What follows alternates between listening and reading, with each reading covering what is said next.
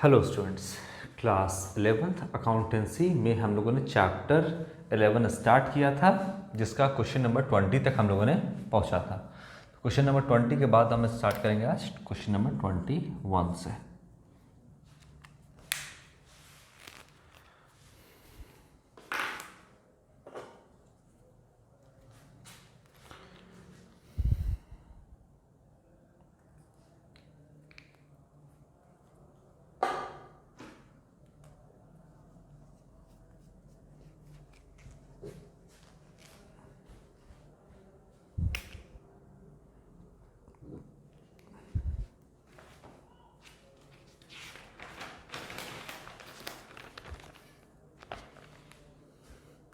The types of two-column cash book are the types of two-column cash book, C भी लिख देते हैं, cash book are. A two column cash book, एक हो गया आपका कैश कॉलम और एंड डिस्काउंट कॉलम। पहला B cash and bank column. C bank and discount column. और डी ऑल ऑफ दिस है ना। डबल कॉलम कैश बुक का two types of two column में एक कैश होगा तो एक डिस्काउंट होगा, एक आपका कैश होगा तो एक बैंक होगा तो डिस्काउंट होगा, यही होगा आपका, है ना। जनरली जो होता है आपका वो होता है जब टू कॉलम कैश बुक की बात करते हैं तो एक कैश और एक आपका बैंक कॉलम होता है। लेकिन अगर कॉम्बिनेशन की बात करें तो cash discount cash bank discount एक साथ हो सकता है, तो ऑल ऑफ दिस हो जाएगा ये आपका। Question number 22,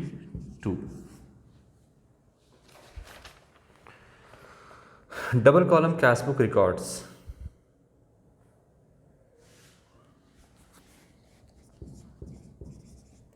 double column cash book क्या रिकॉर्ड करता है? ए ऑल ट्रांजैक्शंस, नहीं पहले लिखता है cash and bank transactions.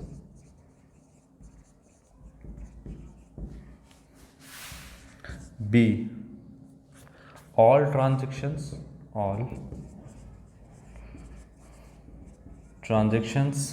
C only cash transactions और डी कहता है only credit transactions, only credit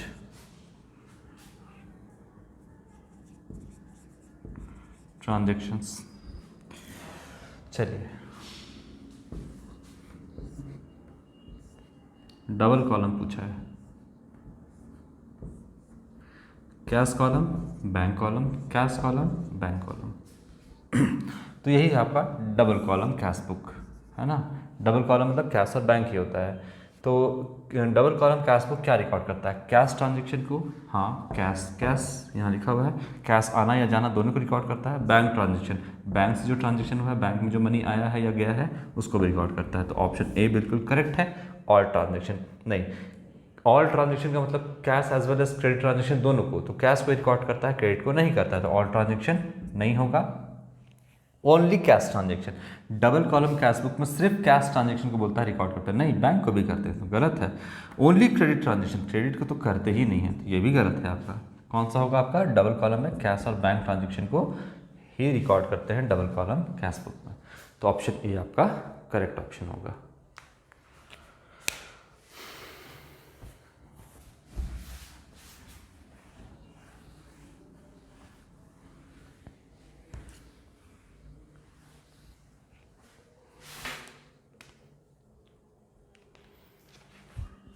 question number 23,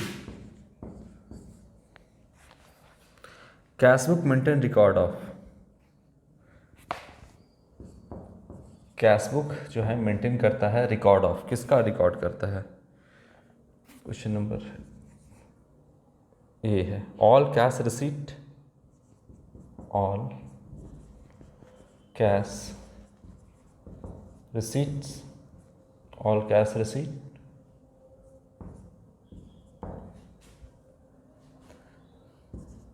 B है all cash payment,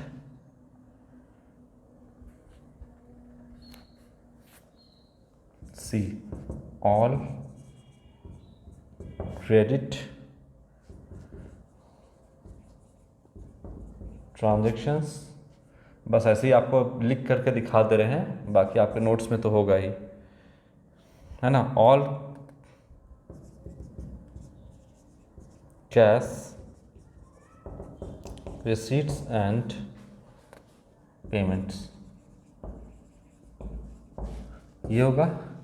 cash book बोलता है कि मेंटेन करता है record of all cash receipt and payment, जितना भी कैश रिसीट हुआ है, जो भी रिसीट होगा किधर लिखेंगे? डेबिट साइड में, और जो भी पेमेंट हुआ वो किधर लिखेंगे? क्रेडिट साइड में, ठीक है। तो रिसीट एंड पेमेंट, जो भी रिसीव हुआ है डेबिट में आएगा, जो भी पेमेंट किए हैं वो क्रेडिट में जाएगा रियल अकाउंट के रूल से। तो यही कहता है यहाँ पर कि cash book maintain record of, आपका ऑप्शन नंबर डी हो जाएगा, all cash receipt and payment. All credit transaction नहीं, all payment, all cash payment. Cash payment तो जितना होता है उसको रिकॉर्ड करेंगे, लेकिन सिर्फ कैश पेमेंट को ही नहीं करते हैं, कैश रिसीट को भी करते हैं। सिर्फ ऑल कैश रिसीट, सिर्फ रिसीट को नहीं, सिर्फ पेमेंट को नहीं, क्रेडिट को नहीं, all cash receipt and payment दोनों को करते हैं कैश बुक में। तो ये डी आपका सही होगा। 24, the types of two column cash book are, वही इसके पहले जो क्वेश्चन बताए थे कि types of two column cash book, two column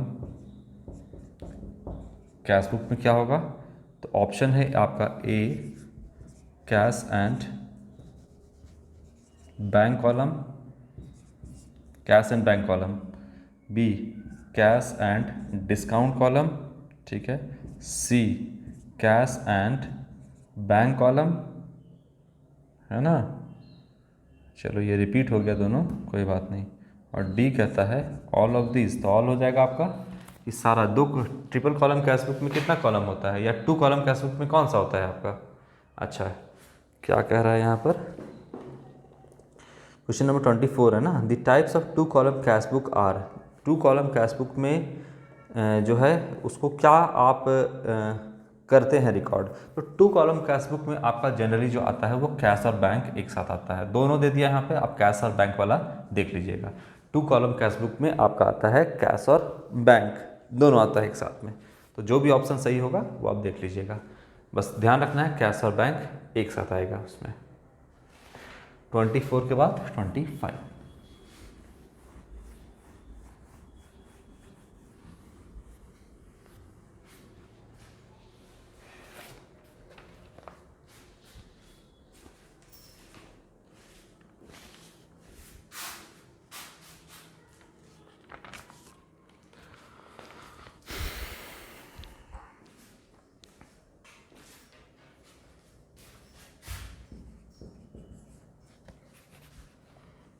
the balance of bank column of cash book always show,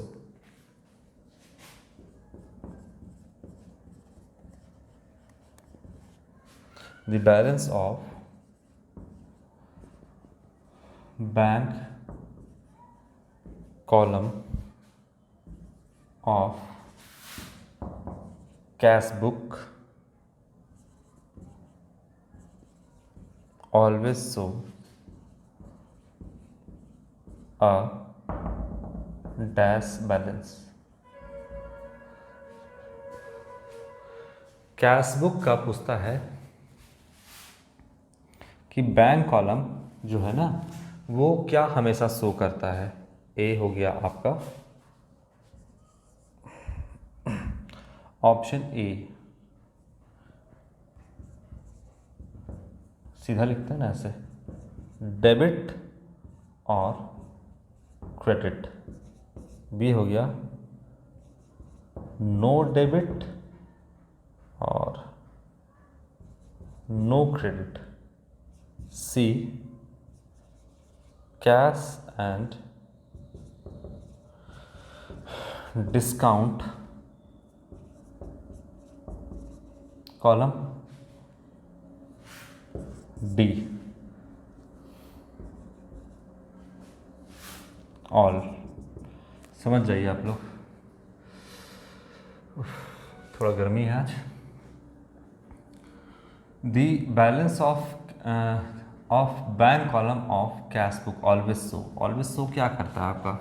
तो यहाँ पे बताइए, क्या ना ही कोई डेबिट बैलेंस शो करता है ना ही कोई क्रेडिट बैलेंस? क्या ऐसा कैसे होगा? या तो डेबिट बैलेंस शो करेगा या तो क्रेडिट बैलेंस शो करेगा। जनरली डेबिट बैलेंस शो करता है, लेकिन अगर बैंक कॉलम की बात करें तो वो डेबिट बैलेंस भी शो करता है। अगर bank column debit balance show करता है तो वो फेवरेबल बैलेंस है, और अगर बैंक वाला जो है वो क्रेडिट बैलेंस शो करता है तो वो अनफेवरेबल बैलेंस है, यानी ओवरड्राफ्ट बैलेंस है। तो कहता है कि दी balance of bank column cash column की बात नहीं कर रहा है, किसकी बात कर रहा है? बैंक कॉलम की।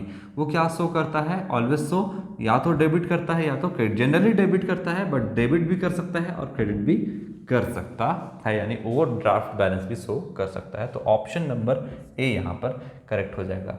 डेबिट क्रेडिट नहीं करता ऐसा नहीं है। और फिर ये कहता है कैश एंड डिस्काउंट कॉलम, ये भी नहीं होगा और ये भी नहीं होगा। तो हमेशा जो है बैंक कॉलम क्या शो करता है? डेबिट बैलेंस, और नहीं तो डेबिट बैलेंस मतलब फेवरेबल बैलेंस है ना, और क्रेडिट बैलेंस मतलब अनफेवरेबल, मतलब ओवरड्राफ्ट बैलेंस, ये शो करता है bank column. Question number 26, option number A correct होगा। In the 3 column cash book when does contra entry occur? ओहो, एक ही सवाल बार बार। कैश बुक अगर है तो कॉन्ट्रा एंट्री कब होगा? कॉन्ट्रा एंट्री 2 ही समय होगा। डिपॉजिट में डिपॉजिट करिएगा bank account debit to cash account, और विड्रॉ में करिएगा cash account debit to bank account. इसी केस में आपका कॉन्ट्रा एंट्री शो होगा, मतलब एक दूसरे को काउंटर करेगा, यानी बैंक भी जाएगा कैश भी जाएगा कैश बुक में, और कैश भी जाएगा बैंक भी जाएगा कैश बुक में, तो भी कॉन्ट्रा एंट्री। तो क्या कहता है आपका option A, withdrawal of cash from bank. हाँ, withdrawal of cash from bank ये वाला जाएगा आपका एंट्री। फिर दूसरा कहता है withdrawal of cash from bank, ये हाँ ऑप्शन नंबर 1 ठीक है। ऑप्शन नंबर 1 जो सही है बस हम उसको अभी लिख दे रहे हैं, withdrawal of cash from bank, ये सही ऑप्शन है। बी क्या है? बी कहता है पेमेंट टू क्रेडिटर्स, नहीं पेमेंट टू क्रेडिटर्स नहीं। Withdrawal cash from personal use, cash withdraw किए लेकिन पर्सनल यूज़ के लिए, तो ये भी नहीं होगा क्योंकि ड्राइंग टू कैश हो जाएगा। अगर बैंक से निकाले हैं है ना, तो ड्राइंग टू बैंक हो जाएगा। दोनों एक साथ नहीं आ रहा है, कैश और बैंक आपका या तो डिपॉजिट या तो विड्रॉ करिएगा तभी आएगा। तो सी भी गलत है। पर्सनल यूज़ के लिए निकाल रहे हैं तो नहीं, ऑफिस यूज़ के लिए निकालिएगा अगर पैसा बैंक से है ना, तो कैश टू बैंक होगा, जो कि आपका ऑप्शन दिया हुआ है ए नंबर। तो ये सही है आपका ऑप्शन ए, और ऑल ऑफ दिस करता है डी, ये भी गलत। तो क्या होगा आपका, एक तो या डिपॉजिट में या विड्रॉवल में आपका कॉन्ट्रा एंट्री होगा। ऑप्शन देख लीजिएगा, टिक कर लीजिएगा। 26 के बाद 27,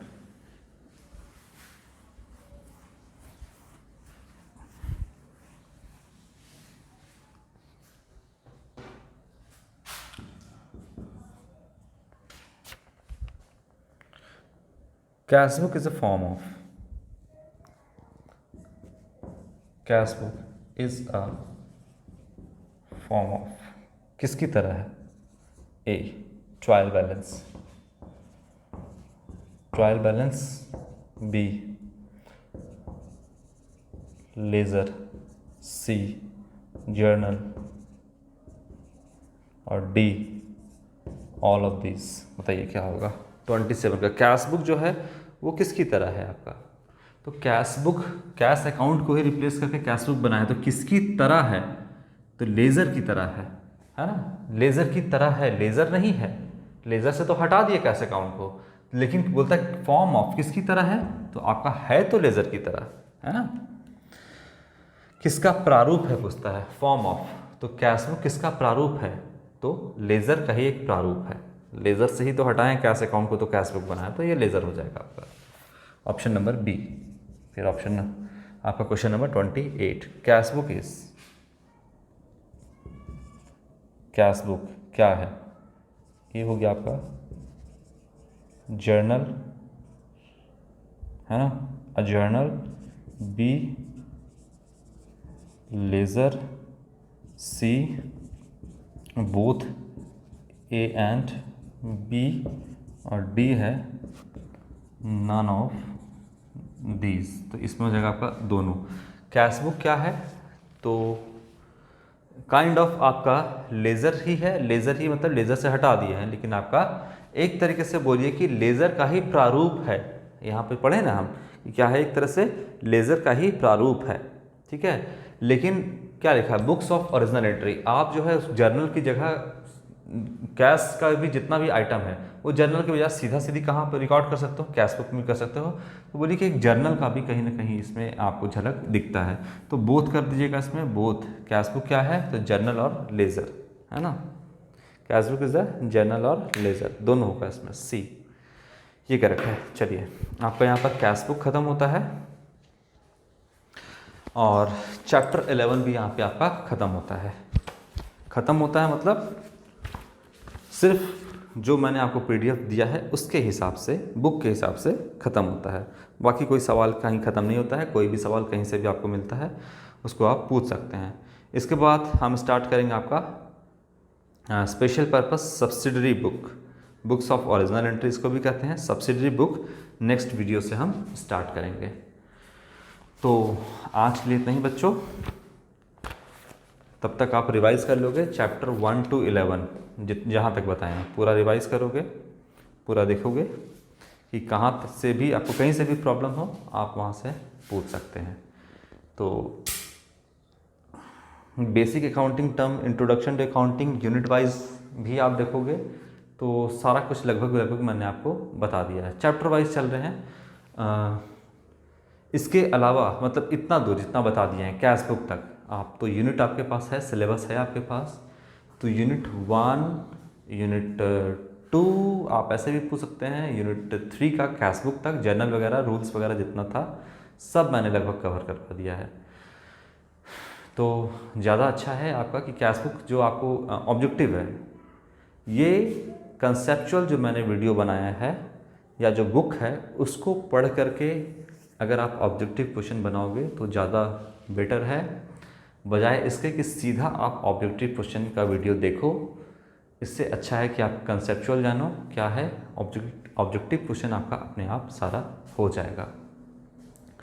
तो नोट्स पढ़ लेना एक बार, नोट्स में जो लिखा है वो तो ठीक है, एक बार पूरा बुक पढ़ लेना जहाँ तक है, उसके बाद फिर आप ऑब्जेक्टिव क्वेश्चन पर आओगे, क्योंकि प्रॉब्लम फिर सिर्फ ऑब्जेक्टिव क्वेश्चन को सॉल्व करने से, आपका जो 28 ऑब्जेक्टिव क्वेश्चन दिया है क्या लगता है आपको कि इतना ही क्वेश्चन बनेगा इससे? नहीं, कंसेप्चुअल बहुत सारा क्वेश्चन आपका बनता है। तो आप ज़्यादा बेहतर है कि बुक को रीडिंग कर लो, एक बुक को नहीं तो 2 बुक को, थ्योरेटिकल पार्ट ज़्यादातर आपसे पूछा जा रहा है जितना है, लेकिन एक बात जान लीजिए कि ऑब्जेक्टिव क्वेश्चन भी तभी बनेगा आपसे जब आपको पूरा नॉलेज होगा कैश बुक का। तब आप ये सोचोगे कि सिर्फ ऑब्जेक्टिव क्वेश्चन कर लेने से होगा तो नहीं हो पाएगा, पूरा आपको कैश बुक पढ़ना ही पड़ेगा, तभी आप जानोगे कॉन्ट्रा एंट्री कहाँ है, कौन सा आपका कॉन्ट्रा एंट्री किस तरीके से बनता है, किस तरीके से रिकॉर्ड करते हैं, कब डेबिट कब क्रेडिट, तभी आप जान पाओगे। तो चलिए नेक्स्ट वीडियो में नेक्स्ट चैप्टर नंबर 12 स्टार्ट करेंगे। आज के लिए इतना ही बच्चों, थैंक यू।